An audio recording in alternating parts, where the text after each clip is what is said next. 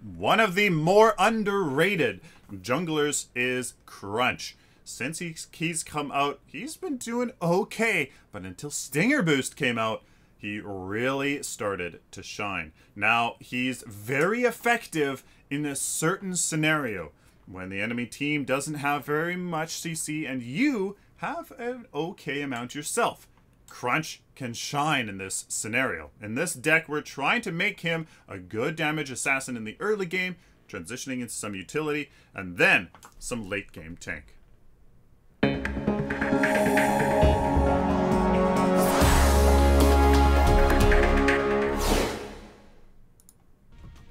Hello ladies and gentlemen, welcome to Hero Deck and Guide. I am Sylphin. So, we're starting off with the core GG, as it's a fantastic foundation to showcase a good guide for you and kind of show you all the cards and what to do. So this is Captain Caster Crunch. We're treating him like a caster, that with a lot of power, no attack speed, no crit, with some good tankiness in the late game. Good damage in early game, transitioning into utility and tank in the late game. So in the starting cards, you get your Guardian's Ward as a optional dummy ward to place down in the enemy jungle into your Sage's Sylphin. In the early game, you get your Sylphin, you get your Guardian's Ward, you get an Armivore. We're going to talk about why we get these cards in the replay. Madstone Gem, and Adamant Edge. Replacing the Sylphin for the Armivore is an option. Talk about why later. Skipping the Madstone for the Adamant is good if you fall behind and you just need that health. In the mid game, try to keep the Armivore until your hero level 10-ish. Get health on upgraded Guardian's Ward for the tank when needed. Get Thick Blood when needed, and Stinger Boost for a boost. And some damage. Now in the late game, you can transition into the Tempered Plate, Thermal Bond, and your Tainted Magic when tank is needed, and after the health on the Guardian's Ward is complete. This utility is what increases your viability from getting rid of that power that you get in the early game. Plus, you start to become more viable as a team member when at this time as well. The optional items here, again, the Guardian's Ward is your dummy ward for the early game. The Tuned Barrier is an option against the Thermal Bond if there aren't many stuns and roots on the enemy team, and the Stasis Gem is needed if Thick Blood is not needed. Stasis Gem will just simply help keep you in that front line so you can just do your thing against the enemy team. Now, here in the early game, you start on the right side of the jungle at that white camp. The first ability you get is your Left Crunch. You deal ability damage to enemies in front of you with bonus cleave rating. You see it right there. It's basically just a left sweeping strike. The ability damage is 75 to 225. The mana cost is pretty low at 30 mana, and the cleave damage is 50%. Power scaling is 0.75, so this is your highest damage dealing ability by far. This is the one, if you want to do damage, you use this one. Cooldown 6 seconds, and when it's empowered, which is a part of his ultimate that we'll talk about later, when this is empowered, it deals even more damage. It deals 25% more damage, period, but also the cleave is increased to 70% all the way up to 100% at level 4. The next ability that we get here is you just saw me use it there, and that is his Forward Crunch. What happens is you dash forward, dealing ability damage when you stop at an enemy hero. The ability damage is 40 to 160 with power scaling of 0.25. Doesn't do much, it just adds to his whole combo. The mana cost is 65 to 80, so it's a bit more than the others. You have to be careful with when you use this, especially here in the early game. You see, I get low on health. I just want to get to the next camp in time so that I can get to this river buff at the 3-minute mark, which you can see, yeah, the Gideon probably could have got it if you just went down there, but I got it, and going in here on this mid lane to help with the gank. Now, when your Forward Crunch is empowered, again, we'll talk about that later, the dash distance increases from 1250 normally to 1500, and you actually push enemies the entire 1500 unit range. So you actually push enemies instead of stopping on them. You can use this to push them into towers, push them into your teammates, very effectively. It's just hard to do. Now the last ability that we get, probably his most important after his ultimate, of course, is his right crunch. We've gone now his left, his forward, and now we're doing his right crunch. He deals ability damage, not as much as his left crunch, but still a significant amount. 70 to 205 with a power scaling of 0.5.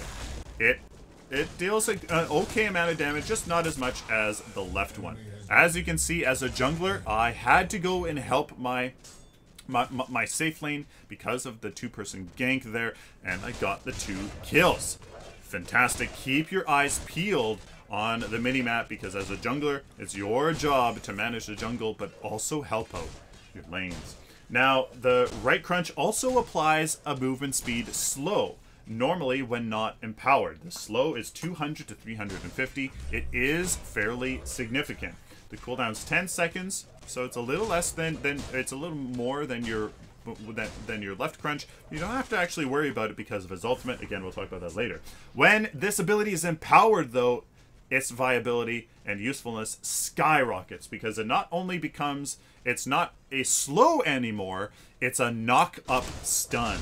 That's right, it actually knocks up your enemies and stuns them for a short duration, probably about a second, 1.25 seconds, somewhere around that. Very, very important. And to be honest with you, you pretty much are always going to use your empowered right crunch, because that stun and that knock up and that interrupt, yes, you can interrupt channeled ultimates with this, is just so powerful. The ability to stun somebody in place, knock them up, make sure your allies can follow up is simply too important.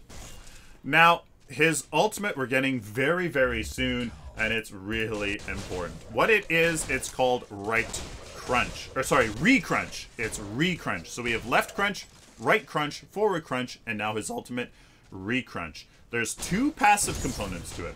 The first passive component is reduce cooldowns on all abilities that are on cooldown for every basic attack landed.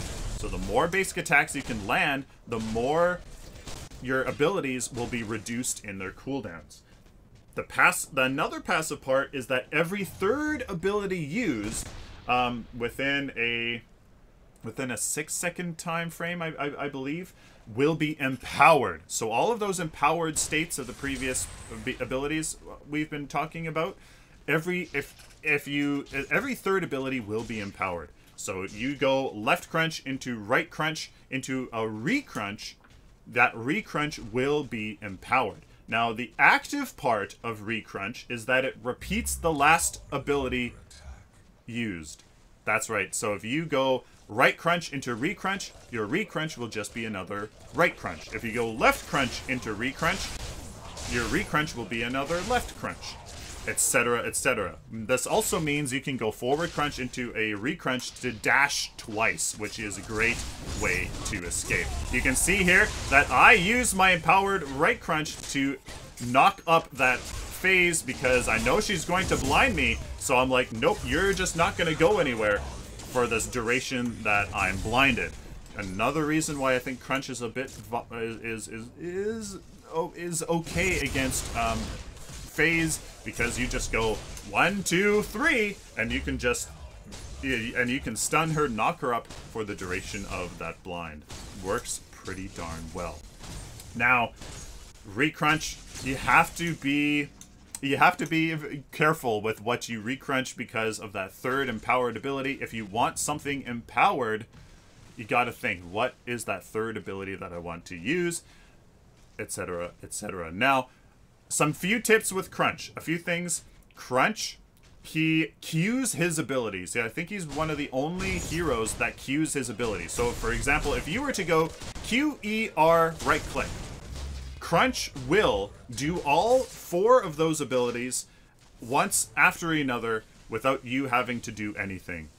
This is both graceful if you manage to press things in the right order and you manage to get it to do it, but it's also very clumsy if you don't want that to happen. You have to be very careful with which buttons you press on crunch, and when, because he will do exactly what you tell him to, even if you don't want him to. Now, another very important thing on Crunch, and you can see me doing it this entire time, is that I'm animation canceling his basic attack. Crunch, 50% of his basic attack is a wind-up.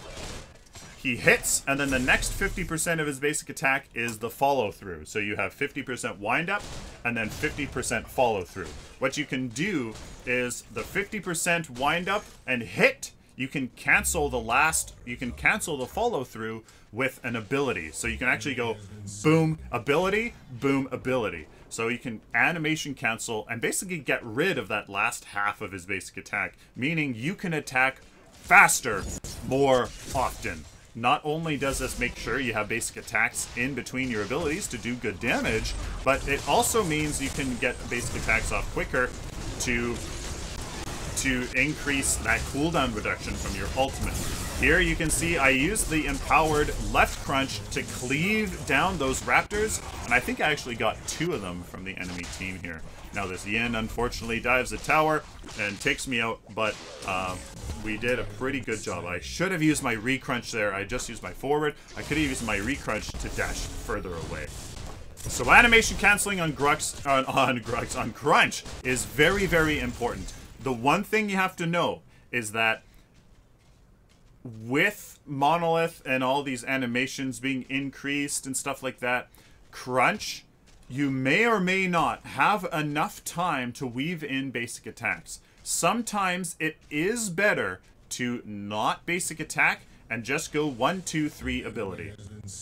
1 ability, 2 ability, 3 ability. If you need that crunch, if you need that empowered right crunch, the uppercut, the stun, and the knock-up, it may be better to just forgo your basic attacks and use 3 abilities in a row. Unfortunately, I think that's what's hurting the Crunch's viability, is that it takes him 2 seconds to get that empowered right crunch out, and I think that's what hurts him compared to other junglers. Grux, he has an instant smash and grab. He has an instant, near instant smash and grab. He has a basically instant stun on his ult. Crunch, he takes time, and I think that's where you have to pick Crunch very importantly.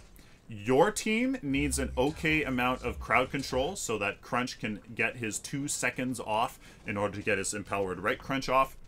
So we have a very reliable Narbash, Thunk, and his ultimate. We have the Countess ult. Not the best team composition for Crunch, but it ends up working. You need that time. That is where Crunch shines. If you can give Crunch his 2 seconds that he needs for his empowered right crunch, or just for him to do his thing, Crunch shines. Crunch, his potential is absolutely amazing, crazy, ridiculous. So Countess does the most damage in a split second because of her burst potential. Shinbi does the next most damage over 8 seconds for her all kill, her 8 wolf stats. Then comes Crunch. Crunch shines after that because he's just going to town with all his abilities that are getting cooldown, that's reducing cooldown, and he shines after that. He's a more prolonged damage dealer, a more prolonged influencer, and that's really important to know with Crunch. Now for the first cards, you can see we got our Armivore pretty much as soon as possible because the Armivore grants 6 mana on every basic attack hit. Because you're weaving in your basic attacks in between your ultimate, or in between your abilities, you can trade the Sylphin that grants health on hit to mana on hit to just clear the waves faster, so you don't need that health back because you're not taking as much damage. Hopefully that makes sense. If you go into reward, you absolutely need your ward as a jungler 110% to ward your jungle, the enemy's jungle, and any other places that are missing. We go into the Madstone Gem, great card on Crunch. You just need power to increase your ability's damage a ton. Next is an Adamant Edge, because for some health, you want to try to start transitioning into some sustainability in the front lines with Crunch, because again, he can have some crazy potential. Here, I'm a bit of an idiot and don't realize my team is not engaging with me, so we get out of there. Now watch Crunch's potential go to town. Absolutely destroy this phase, and that is the viability of Crunch. If you can get those 2 seconds you need to weave in your basic attacks, or not, remember, that is an option, unfortunately, to get that empowered upright Crunch for that stun and knock up, Crunch works tremendously well. In this scenario against a phase, we have the Narbash ult and Thunk to really, really enable me to give me time to do my thing, and that's exactly what I waited for. Plus, by the time she probably notices that I'm going to town on her, she'll probably click that blind. All I have to do is just empowered Crunch, and she stays exactly where I want. When you're upgrading your abilities, your left Crunch is obviously the big damage dealer. Upgrading that is very important as well. Basically, for Crunch, I upgrade whichever one deals more damage. The right Crunch is important to get that increased slow amount and stun duration, but the right Crunch, boy, it does a ton of damage. Basically, I go between upgrading the left Crunch a bit more than my right Crunch, and obviously upgrading your ultimate the most.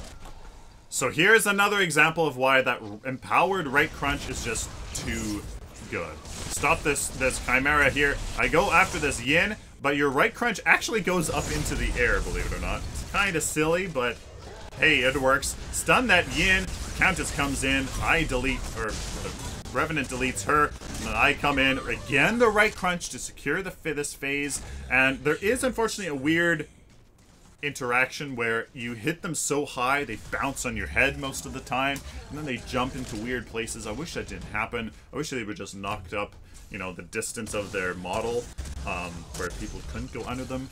It's really strange and unfortunate, but it works really, really well.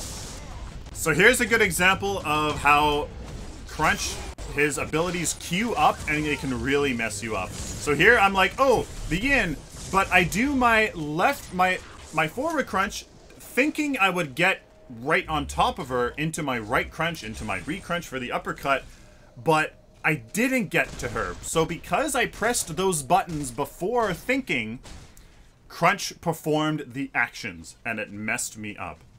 You have to press the buttons at the exact moment you want to use them, not before, because Crunch will cue his abilities and do them whether you want to or not. Now, I want you guys to see this defense here against this Orb Prime push, because we actually do a really good job. Crunch has some pretty good wave clear with his empowered left Crunch, that increased cleave. So I do that very well. You focus down the minions so that you can make sure that you can defend your inhibitors. Now, we're going to talk about 2 cards that are really great on Crunch. Stinger Boost, and on ability cast, gain bonus ability damage on your next basic attack equal to 50 plus 20% of your power. The bonus damage buff will expire after 20 seconds, 1.5 second cooldown. This was like handmade for Crunch because he's using so many abilities all the time. You will get that empowered state so often. Because you can, if it's a 1.5 second cooldown, your left, your left Crunch into a basic attack, that's going to be empowered. Your right Crunch that you follow it up won't proc it because it's less than 1.5 seconds. So your next basic attack, boom, that's not empowered. But then your re-Crunch after that for the knock-up, that will proc Stinger Boost so that your next basic attack on them while they're stunned, boom, that deals increased damage. Great card on Crunch to get great value out of the CPU spend, as we're trading damage for utility and tankiness. We get a thick blood because it is just so good. You're using so many abilities all the time. Whoever you attack, and remember, your cleave will proc thick blood on enemies around you, so that you can 1v1 carries with the sustainability and tankiness will have, and severely reduce their their lifesteal, and of course any phase nonsense that's happening on them, or quenching scales, stuff like that. Very effective on Crunch to bring great utility for whoever you're focusing, which is basically the carry or the support. We get our tempered plate so that I can kind of survive the long-term basic damage that's coming out from this team, and I get the Thermobond. Yeah, there's a few stuns, and I think that will really help give me health back when I am stunned, because Crunch, pretty terrifying if you leave him unchecked. Now at this point, we've secured Orb Prime and are just barreling down the enemy's base here for the win. The last card here that you get that kind of solidifies the change to tanky frontline with great potential is also Tainted Magic. Why Tainted Magic? Again, you are using abilities all the time, and what this is going to do is give you a 2% of the target's health as damage every second. So as long as you're hitting somebody with all of your abilities, that's getting 2% of the target's health as damage per second. A great way to help out your damage output, because you know what? Yes, you are a tank, but you can also do some great damage against the enemy team. And Tainted Magic is one of those. We get great damage value from Stinger Boost, from Tainted Magic, and the rest here, Guardian's Ward, a little bit of damage, and the Thick Blood, there's some damage on there as well. So that there is a great way to get some damage, but really good tankiness as well. This here, you're seeing a little bit different of a deck. I tweaked it a bit from what you're seeing in the guide, but this, it's great. Thick Blood, you have to think of that as damage. Again, remember, you have to think of that as damage. This is reducing the health that they would have received, and if you didn't have it, you would have had to deal damage to get through that health anyways. Thick Blood, you have to think of that as damage. So this great damage potential on Thick Blood, plus obviously team utility. The Tempered Plate, there's 3 greater guards on the deck you saw. Great sustain against any carry. The Guardian's Ward for all that health, absolutely need it. The Thermobond or Tuned Barrier, whichever one, great potential there. Tainted Magic, absolutely great damage potential there. It's just sustained damage. Again, your cleave can apply that to so many allies, and even when you go in the tank, that's going to get tremendous value there. And again, the Stinger Boost, handmade for Crunch. I think this is a fantastic deck, guys. Let me know down in the comments what you guys think. It's really quite something. Great utility, tankiness, and damage potential as well that can really surprise the enemy team. Let me know down in the comments what you guys think. I would love to hear. Please let me know. Please like this video if you like it, dislike it if you dislike it, share it with the community, and of course, guys, subscribe. If you guys like this content, especially if you found it useful, please subscribe so I can do it for you in the future. If you would like to support me and what I do on a regular basis, please consider going over to my Patreon account, where you can make a monthly pledge to support what I do and reap some pretty good rewards. Till next time, like always, guys, stay optimistic and positive.